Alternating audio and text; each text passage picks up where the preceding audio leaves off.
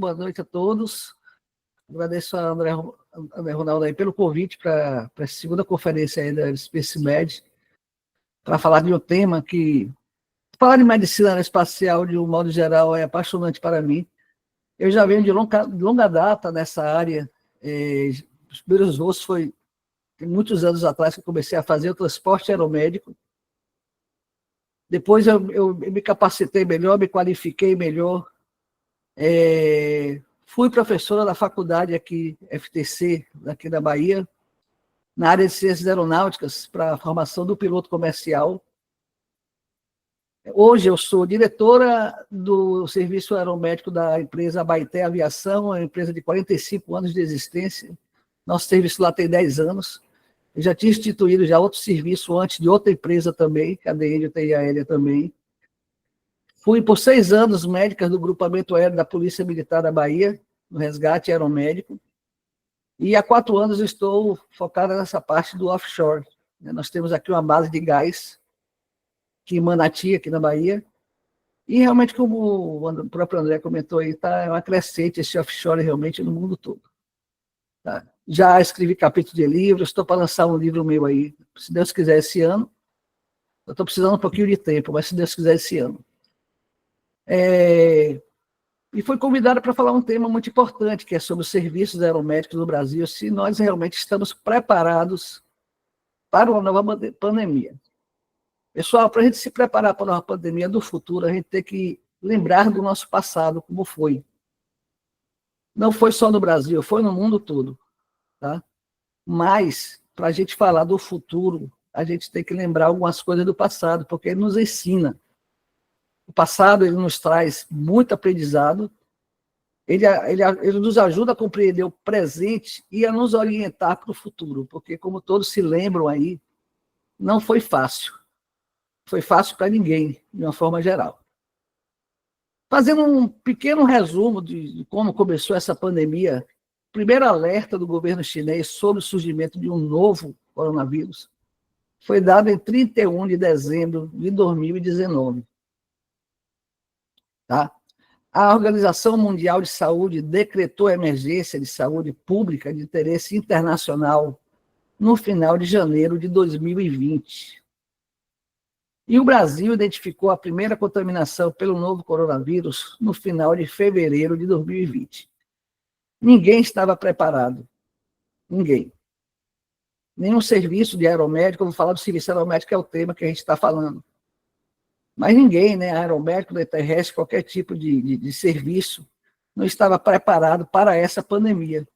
Nós fomos pegos de surpresa e nós precisamos lançar mão, né, de uma adaptação a essa nova realidade em tudo. Porque se a gente for ver bem como é composta a equipe aeromédica, nós temos, nós da área de saúde, que acho que tivemos uma adaptação mais rápida, porque a gente trabalha na área da saúde, mas não esqueça que no avião também tinha o piloto, o copiloto, então são pessoas que não estão diretamente inseridos nessa área.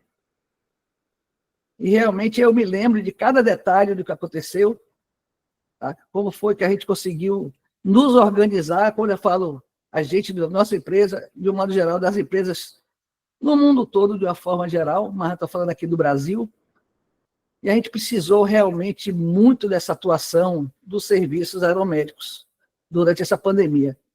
Ela foi marcada por desafios significativos, essa necessidade de adaptação rápida, porque não dava para esperar. Não era aquela coisa de, não, daqui vamos ver, vamos trabalhar, vamos montar os protocolos, daqui a tantos meses a gente vai ver o que é que faz. Não dava tempo para isso, porque tinha pessoas morrendo. Não dava. Então, por isso que é um desafio significativo, porque a adaptação foi rápida, a gente tinha que entender o que estava acontecendo, as demandas do transporte, de um modo geral, aumentaram em torno de 500% a 600% do que a gente fazia. Falando da nossa empresa aqui da Bahia, da Abaeté, a gente passou a fazer em torno de 5 a 6 voos de Covid todos os dias, com 2 aeronaves sem parar. Isso aí realmente essa demanda foi uma coisa, sabe, surreal para todos nós. E a gente também preocupado também na nossa proteção, na proteção da nossa equipe, em dar um atendimento de qualidade para aquele paciente, para uma coisa que foi nova para a gente também. A gente também tinha que ter o tempo de compreender, né? De entender, na verdade, tudo o que estava acontecendo. E, ao mesmo tempo, fazendo os transportes. Então, eu digo que a missão aeromédica, durante a pandemia do Covid, ela foi essencial. Ela foi o divisor de águas, realmente, para a gente conseguir resolver essa demanda. Ainda mais falando aqui da Bahia, que tem vários municípios, a gente, e o Brasil, de um modo geral, tem locais que não tinha nenhum tipo de recurso, pacientes gravíssimos sem nenhum tipo de recurso. Eu acho que o grande centro aqui do Brasil, São Paulo, foi o local que recebeu mais pacientes vindo de outros locais. Trazia eles dos interiores para a capital. Aqui em Salvador foi uma quantidade muito grande. Eu estou falando do meu serviço, tinha outros serviços aqui também. Imagine como foi essa demanda aqui. E, de um modo geral, no Brasil todo. Tá? E a missão aeromédica também é essencial, porque ela é um elo no setor da saúde a nível mundial. Não só na pandemia, mas, de um modo geral, ela faz esse elo. Tem muitas vantagens relacionadas ao transporte de paciente de outra forma, o aquático, o terrestre. Né? Rapidez, as distâncias que a gente consegue percorrer. Então, isso tudo é uma grande diferença para essa missão aeromédica de um modo geral. E aí tem uma pergunta que eu faço. Por que a missão aeromédica é tão essencial, foi tão essencial durante aquela pandemia e vai ser sempre muito importante durante outras que possam chegar até nós de novo? Uma coisa que é essencial, como vocês estão vendo aí na própria foto, é a agilidade no deslocamento com equipes médicas especializadas e equipamentos também. Como eu disse anteriormente, a gente ia buscar paciente em locais que não tinha nenhum tipo de recurso. Então, pessoal, quando a gente chegava lá, a gente era a esperança dessas pessoas, de conseguir deslocar ela para um local que pudesse dar um atendimento mais qualificado, com a melhor complexidade de onde ela estava. Imagine fazer vários voos desses por dia, e onde que a gente ia, para onde a gente iria trazer esses pacientes também, os hospitais também superlotados. Teve pacientes que saíam daqui, da própria Bahia, aqui, ia direto para São Paulo. Outros a gente trazia aqui para Salvador e para outros municípios que tinham uma condição de recebê-los. Então, foi um aprendizado muito difícil para todos nós, tá? Mas tinha locais ainda numa condição mais remota também, que não tinha. Por exemplo, a gente fazia muito aqui de asa fixa, que é o avião. Mas tinha locais que não tinham uma pista de pouso. Então, o nosso helicóptero aqui foi também um divisor de águas, porque ele conseguiu ir buscar pessoas em locais mais remotos, de difícil acesso, dando a elas uma condição melhor de sobrevida. Tá?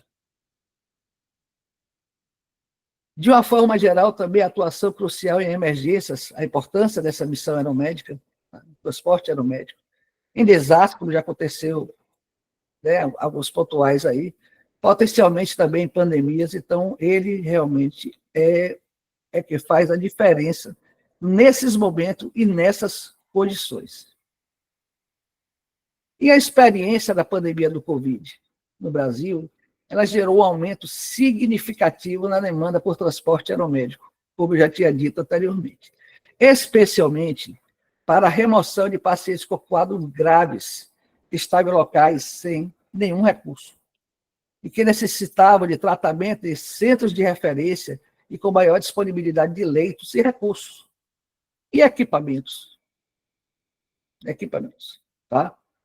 O serviço de transporte aeromédico registraram um aumento gigantesco nesse período, como eu já disse também anteriormente, entre 500% a 600% em suas horas de voo, na comparação nos anos anteriores.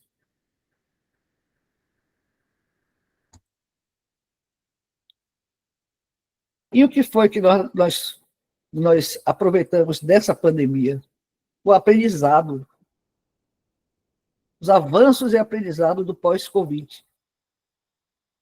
Tá? A exposição da tripulação e equipe aeromédica, porque o Covid-19, ele expôs tanto as capacidades quanto as fragilidades do nosso serviço brasileiro, gerando aprendizados importantes para um possível cenário de nova pandemia. Vocês estão vendo a foto aqui? A foto aqui foi do povo indígena também, que acabou sendo afetado e que teria também que fazer essas remoções. Mas, às vezes, você pode perceber pela foto aqui, tem a pessoa aqui da frente que está todo paramentado, porém, vinha numa condição que não era o ideal. Com isso, muitas pessoas foram contaminadas.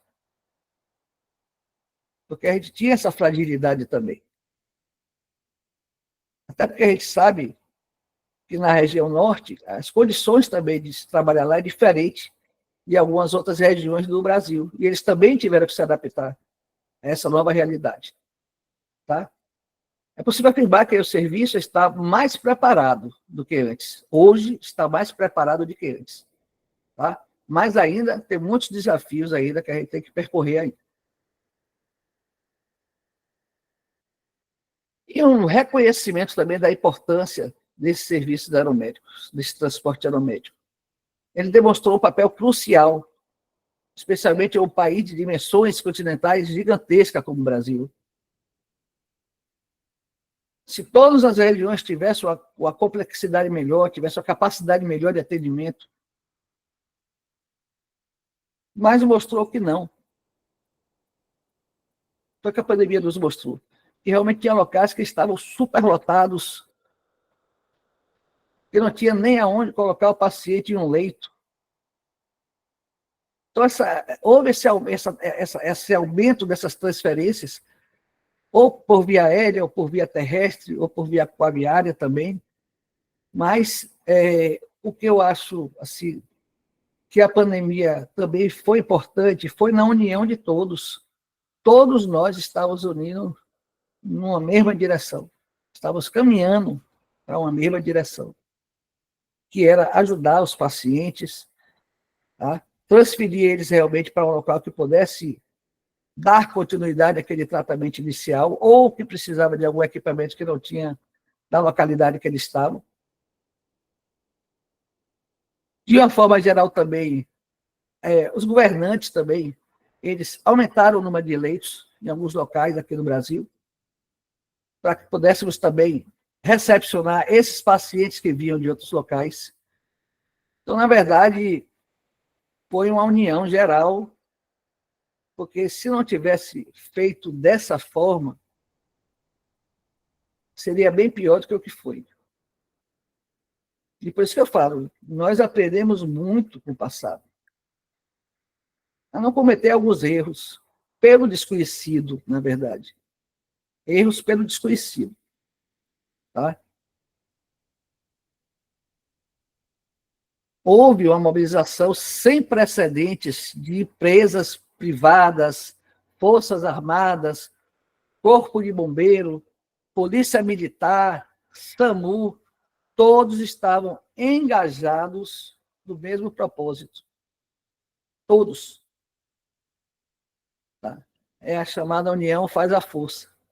Essa experiência acumulada, tanto na logística quanto nos protocolos de segurança para pacientes infectados, isso eu digo que foi um ganho realmente inestimável.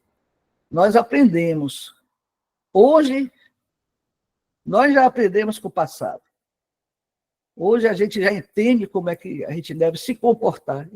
Porque quando a pandemia teve início, a gente não sabia como era, a logística não estava toda preparada. Não é verdade? A gente foi aprendendo como é que ia fazer tudo funcionar. E hoje nós já temos esse aprendizado. Então a gente já tem um ganho aí muito grande em relação ao passado. E a gente tem que aprender com ele e utilizá-lo no futuro. Na verdade, é essa. Todo mundo ajudou. Vamos falar agora da nossa Agência Nacional de Aviação Civil, ANAC. Ela também ficou muito engajada na tentativa de facilitar essas remoções com cuidado da segurança de voo. A gente nunca não deve deixar de pensar na segurança de voo, que é importantíssimo, claro, essencial, mas ela conseguiu fazer algumas flexibilizações e adaptações com a preocupação de não contaminar a equipe, com a preocupação de estender um pouco a regulamentação dos pilotos, enfim. Essa foto aqui é do PD. Ela permitiu, na verdade, que fosse feita uma divisão entre a cabine onde estavam os pilotos e copiloto, né, o cockpit lá, e a parte que estaria o paciente. Certo? Então, os pilotos eles ficavam mais reservados na frente da aeronave e a gente ficava mais aqui, porque a gente estava mais paramentado. Os pilotos usaram também as paramentações devidas, mas não podiam usar totalmente todas, porque atrapalhava a função deles lá de conduzir o avião. Então, a ANAC, por meio de uma resolução número 560, ela permitiu que operadores de aeronave, tá, empresa aérea, táxi aérea, autorizadas para realizar esse tipo de serviço, pudessem incluir dispositivos de separação física entre o cockpit e a cabine de pacientes, além de incluir a possibilidade de autorizações provisórias de outros dispositivos ainda não previstos no contexto, mas ela já deixou ali pré-autorizada, ela sabia que poderia acontecer. As medidas foram aprovadas em caráter excepcional e serão validadas só durante a pandemia. Ela validou só durante a pandemia. Tá? Mas ajudou muito, principalmente nos aviões que o piloto tinha entrada independente pela frente. Mas vocês podem me perguntar, ele não vai ter que sair se a porta for no fundo? Sim, mas a passagem dele é mais rápida, ele não está em contato direto. Tá? E a gente tinha outros tipos de dispositivo que eles não tinham como usar. Nós já estávamos acostumados com aquela máscara N95, muitos pilotos aqui reclamavam que se sentiam meio sufocados, porque não é o dia a dia deles, né? Não é o dia a dia deles. Mas mesmo assim, a gente parametrou no início, a gente usava toda a paramentação, macacão, bota, máscara N95, face shield, o que precisasse usar, a empresa fornecia, mas eles tinham alguma dificuldade de usar equipamentos que não eram o dia a dia deles. Mas ajudou muito.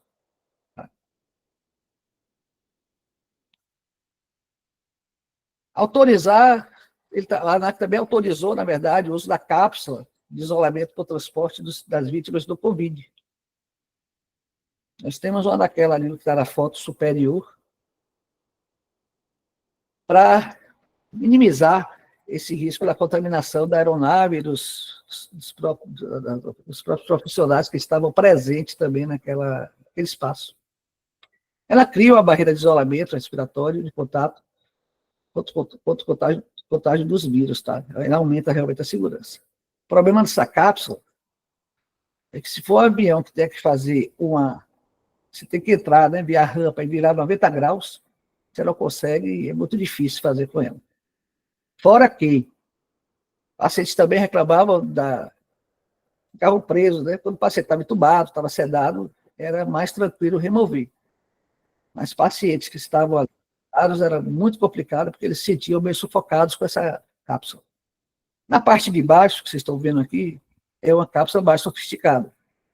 Aquele material mais duro, aquele plástico ali mesmo, quando chegou aqui para a gente, ele caía em cima do paciente. A gente teve que adaptar, botar umas hastes extras, para que não ficasse o plástico caindo sobre os pacientes, que isso aí causava mais danos, né? Principalmente nos que estavam desorientados. Então, ali embaixo aqui é mais sofisticado, é um material duro, você consegue transportar mais confortável, ela é mais confortável para o paciente. Mas da mesma forma, né, o avião aqui tem uma abertura muito ampla e você vai entrar quase que na reta ali. Vamos lá. Também a ANAC autorizou pousos e decolagens de helicópteros em locais não cadastrados durante a pandemia. Vocês estão vendo aqui que aqui não é um heliponto, não é um local cadastrado, mas que ela liberou porque houve a necessidade, como eu falei anteriormente, o helicóptero, às vezes ela ia buscar pacientes em locais remotos que não tinha como pousar o avião, não tinha como ter uma condição mais segura e organizada para o tipo de aeronave. Para a prestação do atendimento às vítimas do Covid, a Agência Nacional de Aviação Civil, ANAC, ela autorizou a realização de pousos e decolagem de helicópteros em locais não cadastrados, também durante a pandemia. Pelas regras da aviação, pousos e decolagens fora de helipontos, elas ocorrem em raras situações e quase sempre dependem da autorização prévia. Para realizar operações de pouso e decolagem em locais não cadastrados, os operadores de helicópteros deverão observar uma série de medidas para poder conseguir fazer esse pouso e não colocar também a segurança do voo em risco.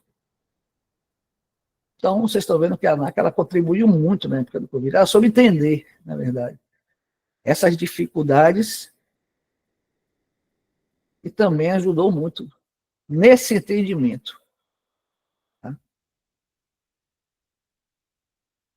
A integração e articulação, né, a necessidade de coordenar múltiplos atores, são múltiplos atores, hospitais, equipe médica, operadores aéreos, órgãos de segurança, tudo isso de uma forma rápida, fazer toda essa logística de um atendimento.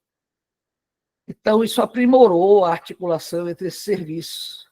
Isso aí foi realmente um divisor de águas para a eficiência em um cenário de crise. Tá?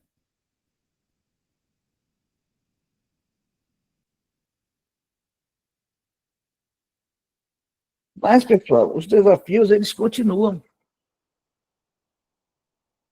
Custo elevado. A operação aeromédica é intrinsecamente cara. Envolve aquisição de aeronaves, combustíveis, treinamento de equipes especializadas, equipamentos médicos de alta tecnologia. Isso limita a expansão e a sustentabilidade do serviço, especialmente do setor público. Vocês estão vendo aí o aparelho que ficou conhecido também na época do Covid, o ECMO. Nem todas as empresas aéreas aqui do Brasil tinham esse aparelho. São Paulo fez muito voo com o ECMO, porque ela levava o ECMO portátil, instalava no paciente que estava precisando e trazia o paciente para São Paulo. Ela percorreu o Brasil todo. Então, nem todas as empresas têm esse aparelho, que foi, como vocês sabem, um aparelho essencial para alguns pacientes, para a vida de alguns pacientes. E hoje se tornou uma realidade. Se tornou uma realidade. Tá? De importância. Mas sabe que não é aparelho barato. Então, por isso que, principalmente o serviço público, eles têm que ter o entendimento de que há necessidade dessa preparação antes, para acontecer o que aconteceu no Covid, que foi durante. Então, nós temos que nos preparar antes, para que a gente esteja prontos se acontecer uma nova pandemia. Não tem que esperar acontecer para fazer nada. A gente teve o aprendizado do futuro, tem que saber, né, usá-lo. Aqui o ECMO portátil, a foto. Aí também tem que ter um profissional, que é o perfusionista. Ele é qualificado para manusear esse aparelho. Então, a aeronave também tem que ter espaço para mais um profissional de saúde. A gente chama de profissional de saúde embarcado. Ele não faz parte da equipe aeromédica, porque a equipe aeromédica é composta, né, um suporte avançado de vida, pela portaria 2048 e pela IS 135 da ANAC. E essa é a instrução suplementar, 135. Tá? A equipe aeromédica é a equipe que vai atuar no suporte avançado de vida, é composta pelo médico e pelo enfermeiro. Então, às vezes, há necessidade, em algumas regiões do Brasil, eles já lançam mão do fisioterapeuta como um profissional de saúde embarcado, pela necessidade de alguns quadros de alguns pacientes. E o ECMO do perfusionista, que é quem sabe manusear o aparelho, quem entende mais do aparelho. E o aparelho faz a diferença na vida das pessoas. Não esqueçam desse detalhe. Aqui mais uma foto da utilização. Estou vendo que esse helicóptero aqui, pela configuração ali, pode ser um SC-145. Ele tem a abertura traseira aí que facilita a entrada da máquina, numa linha reta.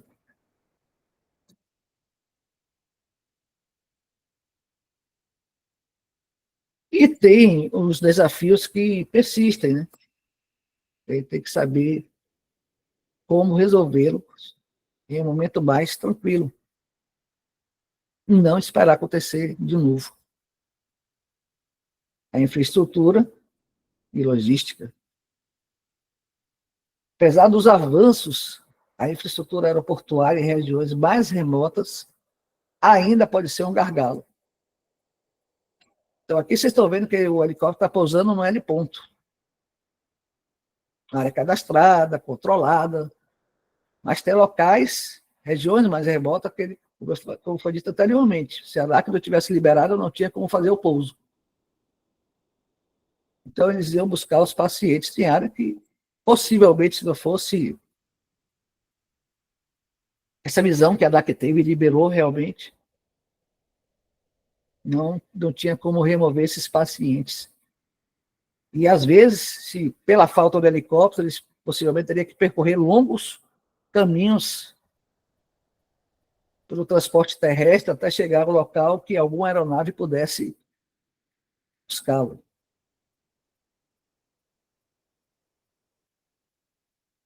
Então, a falta de helipontos em hospitais menores, por exemplo, dificulta muito o acesso direto e rápido.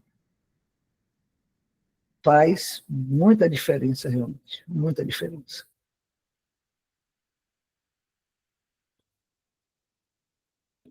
Recursos humanos especializados também.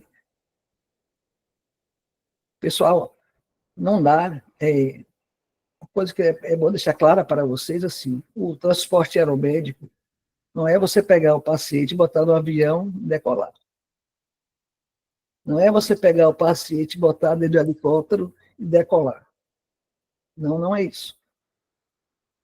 Você deve ter tido, eu não vi os temas anteriores, quer dizer, eu vi, mas não assisti. Os temas anteriores devem ter falado do ambiente da altitude, do ambiente hipobárico, tá? Do ambiente com baixa oxigenação, mudança dessas pressões.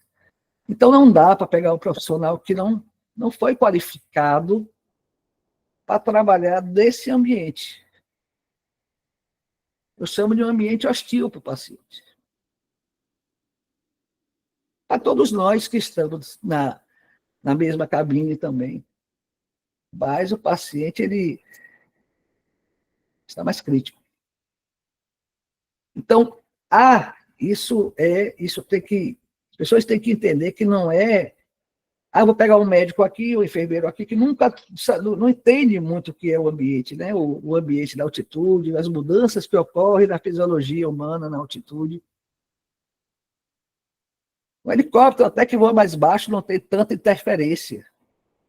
Mas o avião, sim.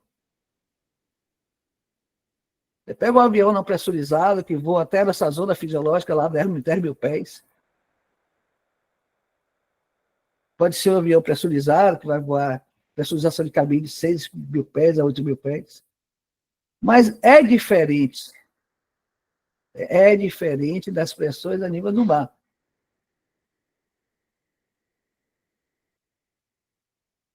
Não é isso? A temperatura, a oxigênio, a umidade, tudo diminui. Isso com o paciente gravíssimo, como eram os pacientes da Covid, gravíssimos. A gente tinha que saber o que estava fazendo naquele momento. Você já pega o paciente grave, bota no avião, leva ele para o ambiente que tem baixa de oxigênio, baixa temperatura, baixa umidade, fora as outras alterações, sem entender essa fisiologia da altitude.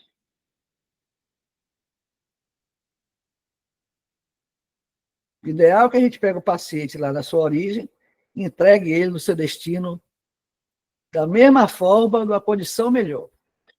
Mas para isso você tem que entender o que você está fazendo. Então, há necessidade primordial que esses profissionais eles sejam qualificados. Qualificados. Tá? Com treinamento específico em medicina espacial, em atendimento pré-hospitalar, em condições de voo. É diferente. Então, no momento da crise,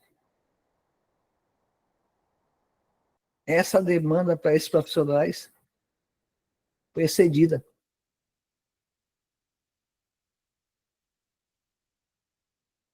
Entendeu? Então, a gente tem como olhar para o futuro de uma forma diferente.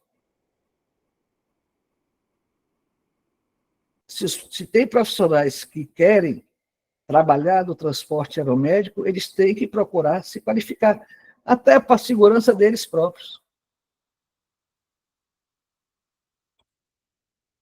Falando do meu serviço aqui da Salvador, do aeromédico, transporte aeromédico, todos eles fazem o curso de transporte aeromédico comigo aqui em Salvador, faz o curso de ventilação mecânica, faz o curso de transporte NEO, porque a gente faz muito transporte de paciente NEO. Então a gente procura, porque para eles também, para o profissional que está dentro da aeronave, para esse paciente também, ele se sente mais seguro, entendendo as coisas. Tá? E a oferta não foi só para os profissionais do transporte aeromédico, foi para os profissionais, de uma forma geral, da área de saúde.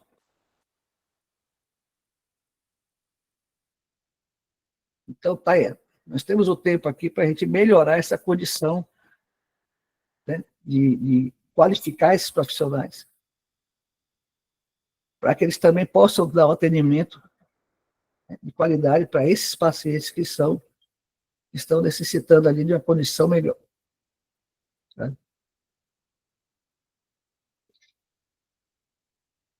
As desigualdades regionais. O Brasil possui grandes disparidades regionais na oferta de serviços de saúde e, consequentemente, na capacidade aeromédica. Embora as regiões mais afetadas tenham recebido maior apoio, as áreas com menor infraestrutura ainda podem ser mais vulneráveis. E essas áreas também ainda continuam com menor infraestrutura. Entendemos algum ponto, os outros não enxergamos.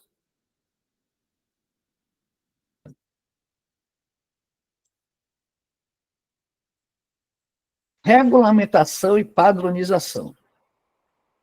Apesar das flexibilizações, a complexidade regulatória e a necessidade de padronização de protocolos em nível nacional ainda são desafios para garantir a qualidade e a segurança em todos os transportes.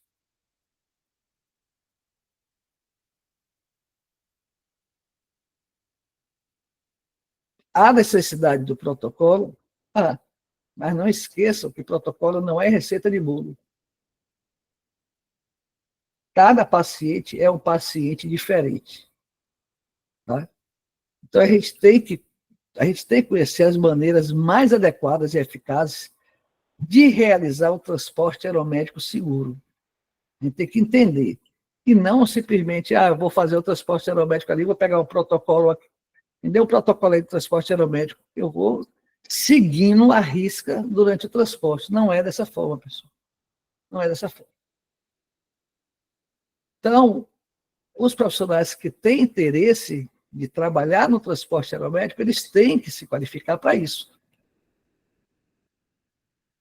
Eu sempre digo nos cursos que eu faço aqui, assim, quando você está no hospital, você tem outras pessoas que você pode pedir ajuda. Tem um colega ali, você não está no bom dia, não consegui tomar um paciente, eu até entubo bem, mas não estou num bom dia hoje, chama ali o médico tal, que é uma pessoa que eu conheço, peça ele para me ajudar.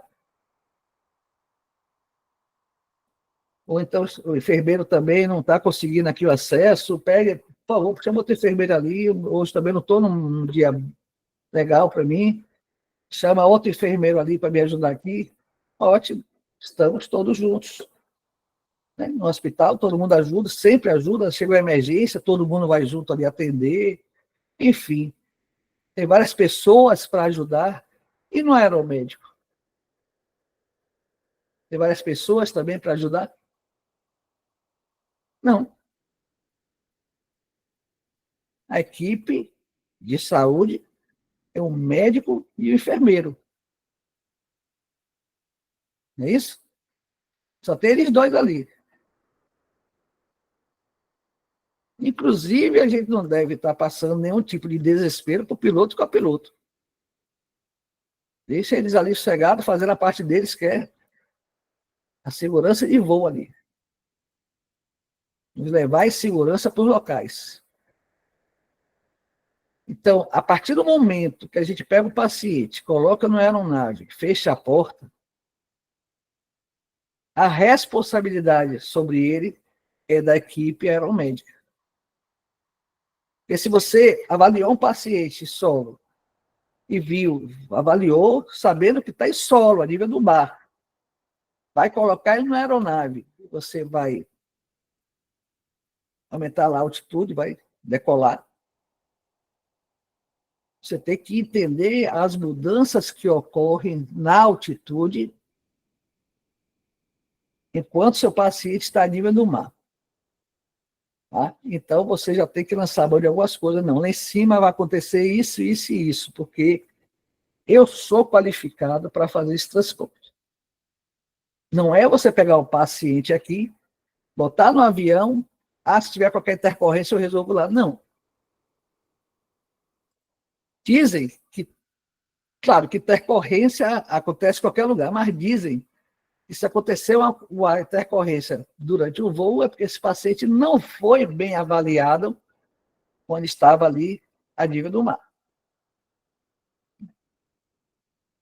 Claro que tem as intercorrências que acontecem, mesmo bem avaliado, vai acontecer alguma coisa. Desculpe. Mas, por isso que é tão importante vocês saberem a regulamentação e padronização.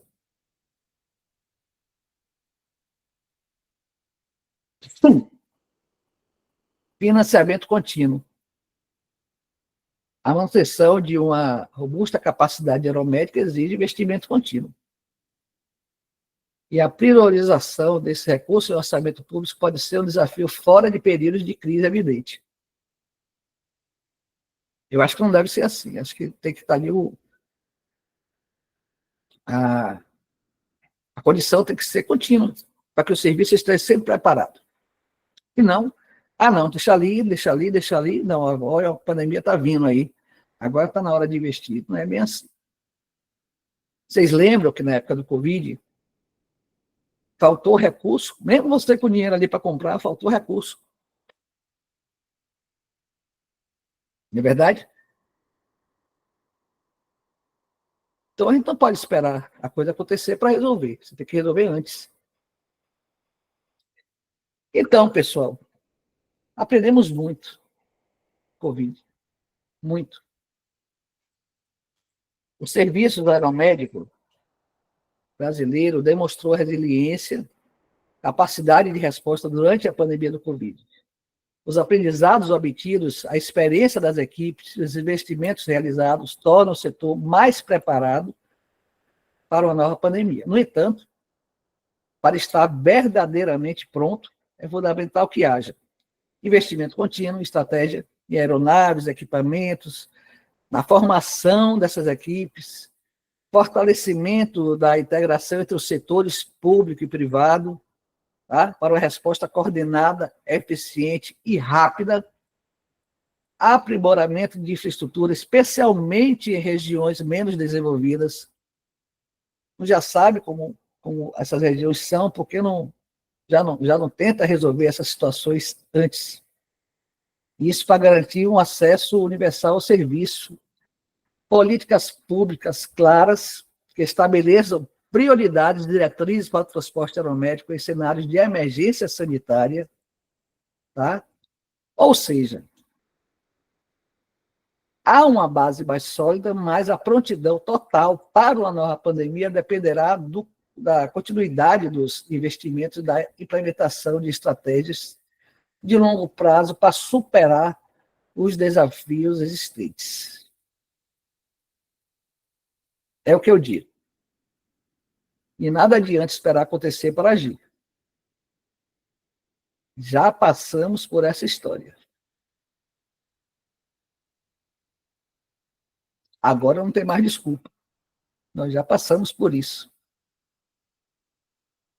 E eu pergunto a vocês: os serviços aeromédicos do Brasil estão preparados para novas pandemias? Bom, eu acho que estamos a postos aí. Acho que aprendemos muito. Nós temos muito material na mão para a gente utilizá-lo no aprendizado do passado, no presente e no futuro. Tá? E sim, nós estamos preparados. Obrigada.